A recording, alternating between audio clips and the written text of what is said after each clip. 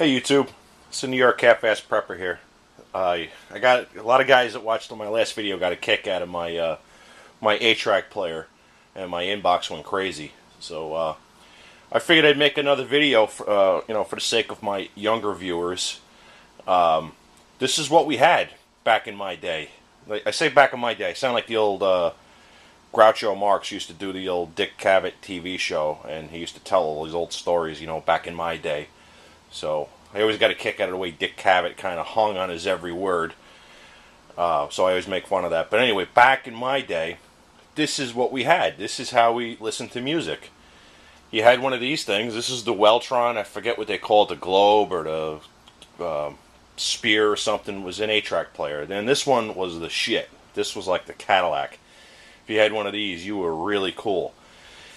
And there was a couple ways to get your music. The music came on these 8-track tapes. This is what it looks like. And they actually kind of sucked. Not kind of sucked, they really sucked. The machines had a tendency to eat the tapes once in a while, like the old VCRs and the old cassette players. But I don't know, you can Google it. I don't know how much music these things hold, but it wasn't a lot, and it had a lot of limitations. But anyway, you stuck the 8-track tape in the little slot on the machine, and you turned it on, and it would play. And it had come up to speed. There's a little electric motor in there. And then what it would do is, at the end of the track, it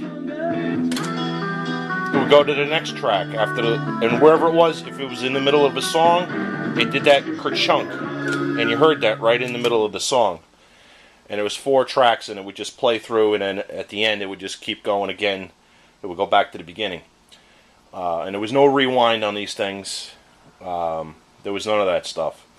And there was a couple ways to get your music. You could go, there was a store by me called Caldors, where you could just drive over there, and it had a whole music department, and you could pick out the 8-track or the LP or whatever you wanted, and you could buy it.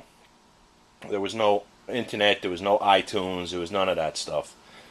And you used to listen to the regular radio, and you'd hear music that you like, and you'd find out the name of the band, and then you could go to Caldors and you could buy the album. It was considered an album, one of these things. And you go buy it. You couldn't buy just one song, you had to buy the whole thing. And then the other way to do it was you could also buy it off TV. They had ads on TV that you could write away for. But if you look at this has a little sleeve. It says Columbia House. They used to call it a club. But what you would do is you would fill out this little thing, this little sheet, with a whole bunch of music, and you would check what you like. And they would send you these 8-tracks in the mail. Once a month, you'd get a bunch of these in the mail. I forget how it worked. You get three or something in the mail. And then you get 3 the next month. And then you kind of decided which ones you wanted. And you could send in new things, and you could change them, or you could call them on a phone and make your changes. And this was like before even credit cards were real popular, so they sent you a bill for the music that you ordered. And of course, guys used to sign each other up, as a joke, and then they'd have to call up and say, "No, I never ordered all that music," and then that's how guys used to get killer 8-track collections, stuff like that used to go on. And then this here is pretty rare. This is actually a box set, and this is Country My Way, volumes 1 and 2. 3 and 4, and then volume 5. And that's what they used to do.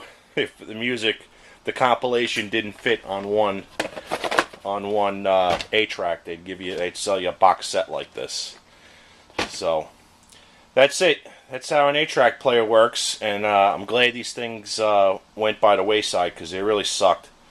If you could look in there, there's no take-up reel or anything. It just kind of was like an endless loop. And you can see there's a magnetic tape in there. And if you didn't know, magnetic tape was actually invented by the Nazis during World War II, because they wanted to record the Führer's voice and have it play in different cities, so the Allies would not know where the Führer really is, because there was no television back then, so they would hear a speech and they would assume that the Führer was in a certain city if he was giving a speech. So you can credit magnetic tape to the Nazis. But anyway, that's my video on the 8-track player, and I think I'm going to start a little series back in my day and break out all the old shit that I got and show it to the younger folks.